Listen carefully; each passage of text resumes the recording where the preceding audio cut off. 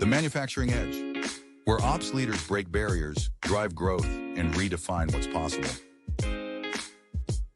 Welcome back to the Manufacturing Edge. I'm your host, Daniel Bobick. In today's episode, much ado about sourcing, immediate actions to reassess your global sourcing strategy. My guest and I will tackle a critical question.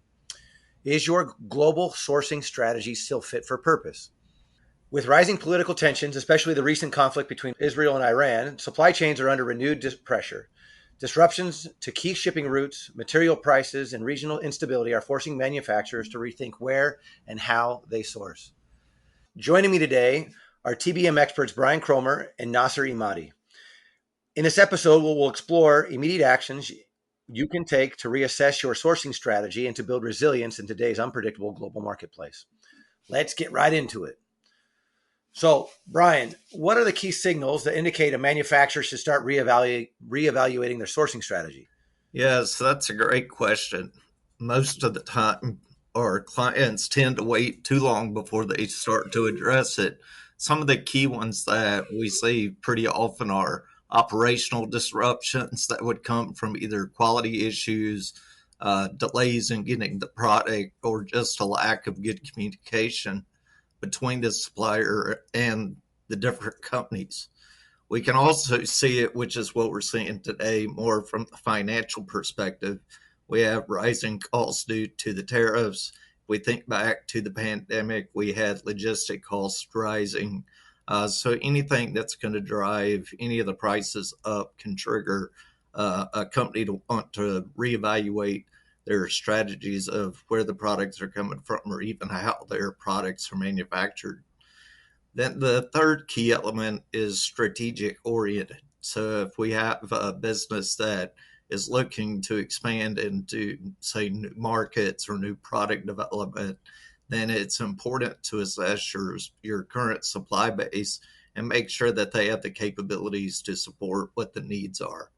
And then, like you said in the beginning, geopolitical risks, and that's not just impacts from tariffs, but that could be potential war impact. It could be potential pandemics. It could also be any kind of unrest in different regions that could erupt up, creating more disruptions. So you mentioned early on in the beginning that typically most wait too long. Why do you think that is? Oh, wow. They take for granted what their supply chain is and wait to be reactive versus proactive. And if you think about a real true S&OP process, it needs to encompass looking at your supply chain very frequently. That means to assess how well they're performing to you. Are they meeting the expectations? Is there any sign that there's something that's occurring from the supplier instead of waiting until it's too late? Oftentimes, these suppliers are 30, 60, 90-day lead time before the product arrives. Well, if you get poor quality that arrives 3 months from now, then you have to assume that everything that's already on the pipeline coming to you could be bad as well. So it's very costly to react at that point in time instead of being proactive and keeping a close eye on it along the way. So Nasser, how does a company know that they're being proactive versus being reactive? Let me give you an example. There was a company that I talked to recently. The last go around about 8 years ago, they had seen this whole tariff and the potential of tariff impact, and they proactively took action back then to source other locations. Today's world, they're absolutely glad that they did so. So they're looking ahead what could happen and taking a proactive approach rather than waiting for things to happen and then being reactive about it. Is there a typical timeline as far as how long it typically takes? I mean, we're talking about being proactive here. Is that proactive? How far out are we looking here? Are we looking, 6 months, 12 months, 18 months, 5 years? Do we have kind of a general rule of thumb that says, hey, this is kind of the threshold, for lack of a better term, of us being proactive versus being reactive in our supply chain? We do. Throughout the SIOP process, you're really focused at the current 90-day window that's going to basically cover anything that's inside of the lead time for your existing supply base, or sometimes that expands to 120 or 180 days. Through SIOP, we encourage a minimum of 12 months, but look to 18 to 24 months so that you have better visibility at further down the road and start the conversations today so you'll be prepared to address it if something occurs, 6 months from now. So what are the questions that we start to ask ourselves or we start to try to answer? Right? You're saying, say, starting now, right? The best time to plant a tree was 30 years ago, but the second best time is right now. Correct. So similar, I'm assuming similar strategy that it probably was better to do this 18, 24 months ago, but the next best time is today. What question should I be asking myself? Oh, it's the what if, right? So that's where you challenge yourselves to say, what if there was a disruption of this particular part? Could we react fast enough to keep producing and keep supplying to our customers? And if the answer is no, we don't have an answer, then it's time to start looking at alternate methods or alternate ways to overcome that. So that could be always making sure that you have alternate sources, whether it's in different regions. It's just very dangerous to have single source in a region that's prone to any kind of, devastation, which could be tornadoes, it could be hurricanes, it could be political unrest, it could be, very high likelihood of imposed tariffs and increase in cost. So the more you diversify your supply chain, the better off you're going to be and be able to react when something occurs. That's a great point.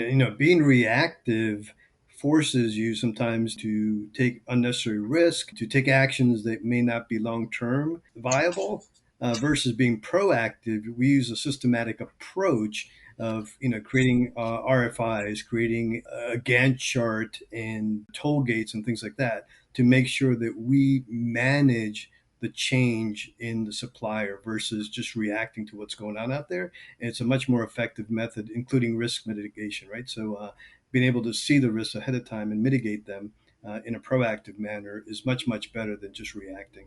So we're here talking about obviously proactive versus reactive. And it seems like right now we're in a very reactive environment because we have politicians essentially using social media, sending out tweets and, every day or every other day or once a week. And it seems like things are changing. A lot of people are sitting on the sidelines, essentially, waiting to see, hey, when is this all going to kind of blow over? And is this much ado about nothing, or is this something that we should be taking active or proactive steps to try to mitigate it and get out in front of? I would say if this blows over, guess what? There's going to be something coming right behind it. So just because this particular instance may not be much to do about anything, there's always the risk that something else is going to occur. I mean, us or you've seen it many times, I know. Yeah, we have. And again, it goes back to we talk to clients and they are the smart ones are out there right now, proactively looking to mitigate these risks. And we talk about, there's different things going on. We're kind of a trifecta right now. We've got the tariffs and everybody's talking about tariffs and what's happening and nearshoring and onshoring and things like that. We also got the geopolitical tensions like the Iran-Israel conflict right now that's affecting the shipping lanes, through the Suez Canal, the Middle East. That's affecting how product gets to our customers. And then you've got the shocks, right? I mean, we went through the COVID-19 pandemic a few years back, and just that opened up a lot of eyes on some of the risks that are out there. And again, just mitigating all that ahead of time. The smart guys are doing that now rather than waiting. They're proactively taking that approach.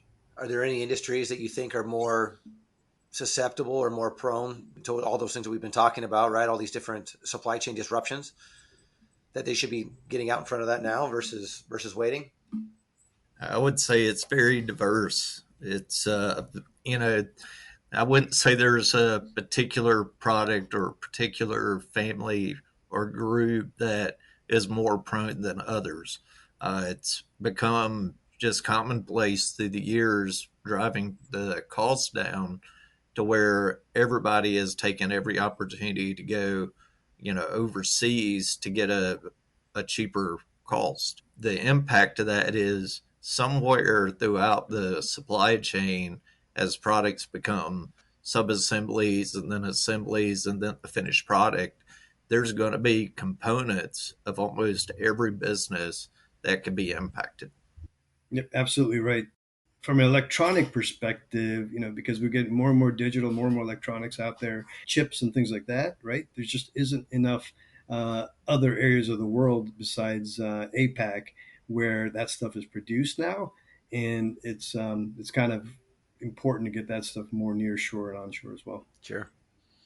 Nasser, do you have a specific example? I think you had a medical device manufacturer. You and I kind of talked before we started here, but you mentioned that there was a one specific example from a medical device manufacturer and how they reassessed their sourcing strategy and the impact that it had on the business. Do you mind sharing a little bit more about that? Yeah, sure. This device manufacturer, would do things like needles, cannula, injection molded parts, things like that. They were using China as a low cost source of both producing the components and assembly. They saw the risk coming on actually a couple of years ago, and they approached us to come and develop a plan to help mitigate that risk. So we came up with a plan for them that included onshoring, actually bringing some of the manufacturing and assembly to their facility and working through that process. We worked through different tools like the impact difficulty matrix, demand segmentation, other tools, and picked out the high running product that they can bring in and still mitigate some of the issues with labor and things like that. Like, for example, using automation to do the assembly rather than manual assembly. They're now benefiting from doing that. Other things that they couldn't bring in house, we helped them come up with a strategy to outsource more locally, like the injection molding. Right, it wasn't their core competency, but they can find more local suppliers for that part of the product. So yeah, they definitely benefited from bringing stuff back again. Thank you. That's interesting. So there's always this delicate balance between, the future and kind of right now, right? And is there a way that you've seen companies go about planning for the future and changing in some of their supply chain strategy and sourcing without being disruptive to operations? Because I can imagine that potentially could be very challenging in a lot of different respects. And how does TBM recommend being able to do that, but also having the least amount of a negative impact on operations? The first step is good planning. When we go after a sourcing strategy project, we look at it in a phased approach. So the first phase would be where we assess the current state. What particular items are at the highest risk? What kind of impact would it bring to the business? So that way we can prioritize what do we need to go after first. Once we understand the current position, the current state of the business, then we start to identify alternate options. So that could be a different method of manufacturing. It could be trying to redesign a product. Obviously, the first easiest one is, are there other supplier options available that we could get dual sourcing or find 3 or 4 different sources in different regions to provide some protection? And then we start to develop the execution plan, which is the critical step. That execution plan consists of a very long, tedious plan layout that's going to incorporate how much inventory do we need to build, how much protection do we have, assessing where the biggest risks are to ensure that as we start to transition, we don't just cut off one supplier and go to another. We have a very detailed plan of how that timing is going to work to ensure that we don't put ourselves at risk of not being able to service our customers. Yeah, I guess in addition to that, Brian, we our TBM motto is we don't do it to you, we don't do it for you, we do it with you.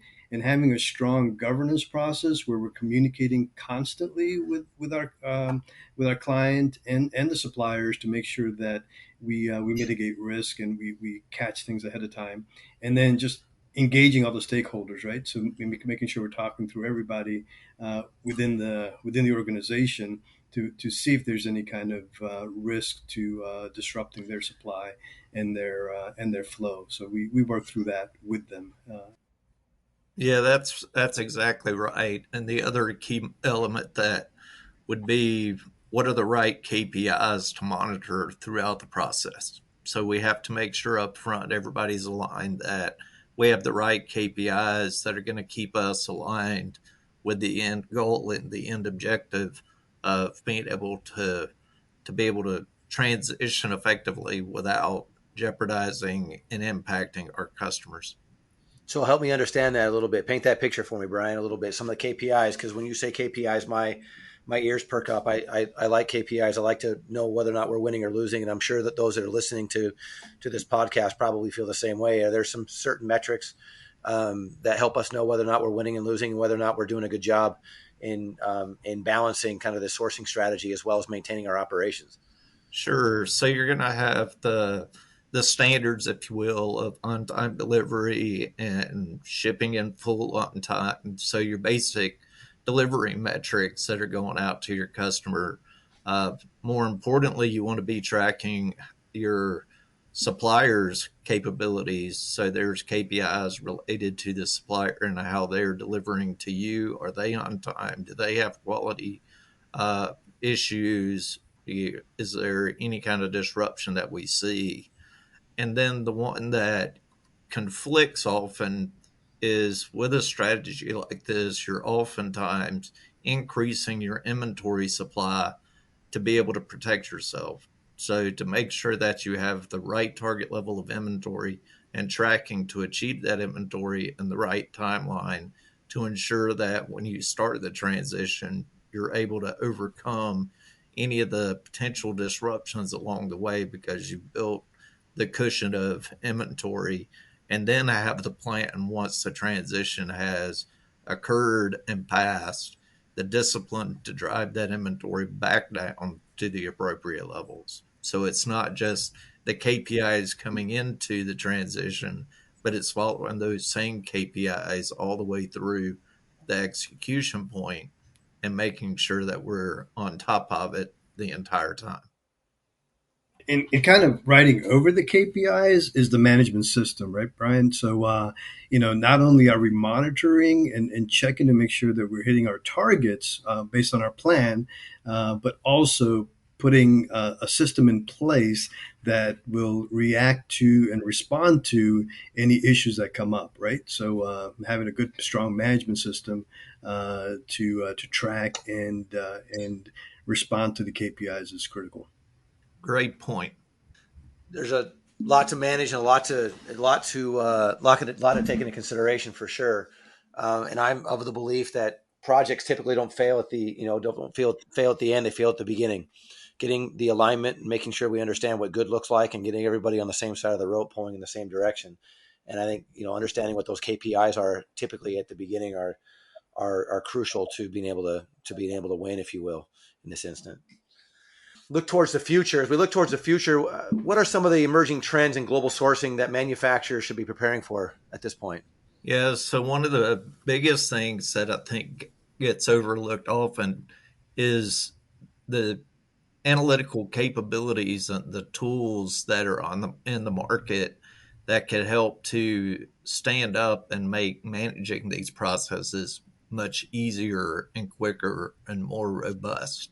So having a clear visibility of the end-to-end supply chain, so understanding exactly when product ships from a supplier, where it is throughout the whole transit process, to be able to have line of sight to that, um, is very important and a critical step to be able to overcome and make sure that you're moving in the right direction. So I would say explore some of those advanced analytical tools and capabilities.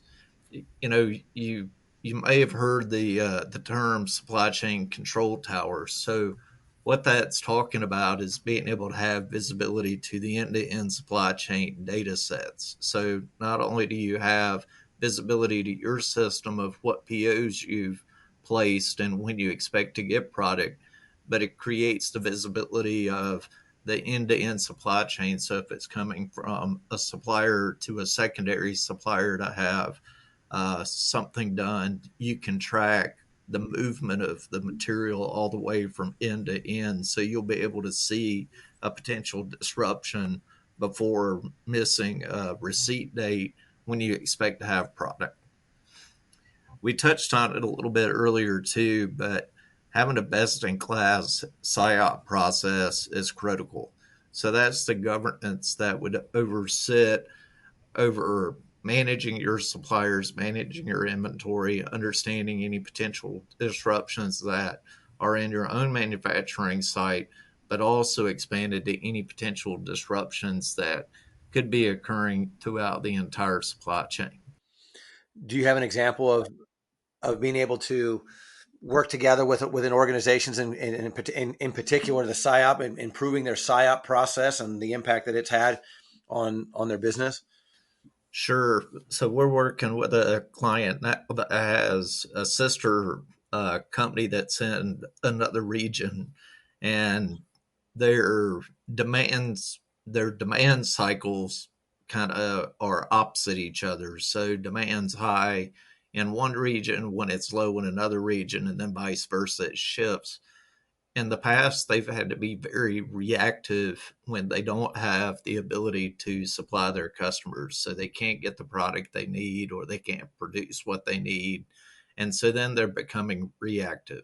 We're in the process now of putting in a SIOP process that's going to have that 12 to 18 month visibility so that we can plan far enough in advance if we need to determine we need to shift demand from one manufacturing location to another, which would then trickle down to what supplier impacts that going to be able to give the visibility to the suppliers to say we're going to increase our order patterns during this period so that they can be prepared. And if you notice there, that leads to you working as a partnership with your suppliers. Don't think of your suppliers as somebody that I should just be able to say, this is what I need, this is what I want. You're going to go do it. If you're transparent and have a good working relationship with the supply base and communicate clearly and effectively and frequently, then both parties are going to come out and win and be much more productive. This isn't really a new tool, if you want to call it that, with what's going on out there. But just basic risk management. ISO 9001 2015 has been around for a while now, and it talks about risk management. But a lot of people don't embrace it properly and use it properly. But having a proactive approach to identifying your risks, coming up with a mitigation plan to address the risk, and then using like a Kaizen process with your suppliers, work with them and work through how to mitigate those risks is a pretty robust tool that's been proven. And again, we can continue to use that tool, and we are using that tool to help suppliers, be more efficient and more reliable for their customers, for the manufacturers. Who needs to be on board to be able to do something like this? I mean, we look at it and say, okay, so somebody from supply chain, whether it's a VP of supply chain, who are the other players that need to be on board within an organization before we pull the trigger, if you will, to go ahead and start doing some of this work? Starts at the top. So you have to have senior leadership that's going to be aligned with the same focus and be able to express where the goal is for the business to make sure everybody's on the same page and that the message is very clear as it goes down through the different levels in the organization. So the folks that are going to have to execute are very clear and pointed in the right direction that's going to align with the business goals and objectives that have been set out by the leadership. Yep, we use that quote, right? CI is a top-down initiative, but it's a bottoms-up implementation. So it's got to start at the top. You got to start with the leadership. So tips on being able to get everybody on the same side of the rope. I mean, you've probably seen it a lot where you get into a room and the leadership might be divided, and there might be some say yes and some say no. And so what are some of the thoughts on how to gain that alignment? Right? Or how to paint that picture as to what good might look like or the impact that this might have on the business. Because ultimately, that's really what this comes down to is how does this impact the business, not only today, but also in the future? Yeah, it's as you would say, sometimes it's like herding cats. So you get a lot of strong personalities in the room together. But the key is you got to get everybody in there at the same time, focused, and to work through the pros and the cons. And it helps to have a good facilitator that can, you know, be able to paint the picture and show here's the pro if we go down this path, here's the con if we go down this path, which one's going to benefit the business the best, and then prioritize. So you're working with a group of people, so it's not a mandate from somebody of this is what we're going to do and we know this is going to be the highest priority. You're getting alignment from the team, and even though everybody may not be 100% aligned with the specific priority sequence, then the group together decides, okay, we're going to go in this approach. And once you walk out of that room, you have to support it, whether it was what you believe to be the top priority or not. If that's what the consensus of the group was, then that's the path you got to go. Yeah, when you get in that room, like Jack Welch used to say, you got to have these open, robust conversations. And there's nothing wrong with that, right? Because again, bring out whatever issues and things you see from your perspective, because everybody's in there for one reason, to make the company stronger. But they may have different viewpoints, right? So bring them all out, and like Brian said, come up with a consensus. But once you walk out of the room, you guys are all marching in the same direction, right? And working together. That's got to be a ground rule that's being driven into the team. And I'm assuming that's one reason why the diagnostic is so important. When you mentioned earlier, Brian, that the diagnostic at the beginning is to understand current state, future state, and what are the opportunities? What does it look like? What's step 1, 2, and 3, and the impact that it's going to have on the business. And sometimes it probably takes an outside resource to be able to put on a different set of glasses, if you will, to be able to see those opportunities and has that experience and expertise. That's correct. And that's the foundation for getting the alignment that we were talking about. So it's outlined clearly, the priorities are listed. You've got the voice of all the team that was part of the diagnostic event. So you have people from all levels in the organization that have expressed their needs, their desires, and their opinions as far as the direction of what needs to be done. So at that point, you're starting to get the collaboration between all the different levels to make that decision of how are we going to move forward and what is the priority of what we need to attack. Yeah.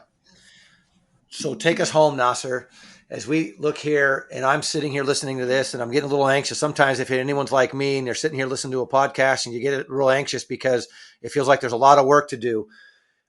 You're a mid-market manufacturer. What are the top 3 actions after listening to this? What are some of the top 3 actions that we should be taking to future-proof our sourcing strategy? The first thing is diversify. I mean, diversify the supply base, not only, different manufacturers, but also different geographic locations, right? So you can mitigate some of the risks with shipping and tariffs and things like that. So again, just come up with different sources.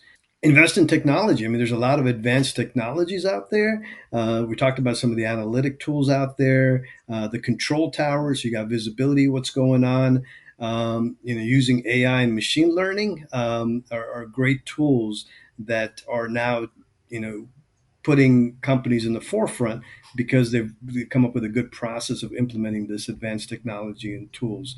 And then again, developing those strong relationships we talked about with your supplier, engaging them, looking at what risks they face and helping them work through those risks using like the Kaizen process and facilitating improvements within their 4 walls so that it can help you as their customer get better product, better quality product, cost-effective product that's going to be beneficial for everybody. So again, strong relationships, invest in technology, and diversify. A good way to end. A very good spot to end there, Nasser. Thank you so much, both Nasser and Brian, for joining me today on the Manufacturing Edge. We're going to wrap up this episode, and really wanted to thank both of you for sharing your insight and how manufacturers can take immediate practical steps to reassess and really to strengthen our global sourcing strategies. As we've mentioned, obviously everything's changing quickly, and whether it's from the Iran-Israel conflict to glowing supply chain volatility, that obviously it's been clear, and I think we've demonstrated and showed throughout this podcast that relying on yesterday's sourcing playbook just isn't going to cut it. That being proactive is better than being reactive, and that now is the time to evaluate your supplier networks and to diversify your risk and build agility into your operations. So thank you very much for tuning in. If you found today's discussion valuable, be sure to subscribe, leave us a review, and share this episode with your network. And as always, you can find more insights and resources on our website, tbmcg.com. Until next time, I'm Daniel Bobick. Stay sharp, stay agile, and keep pushing the edge.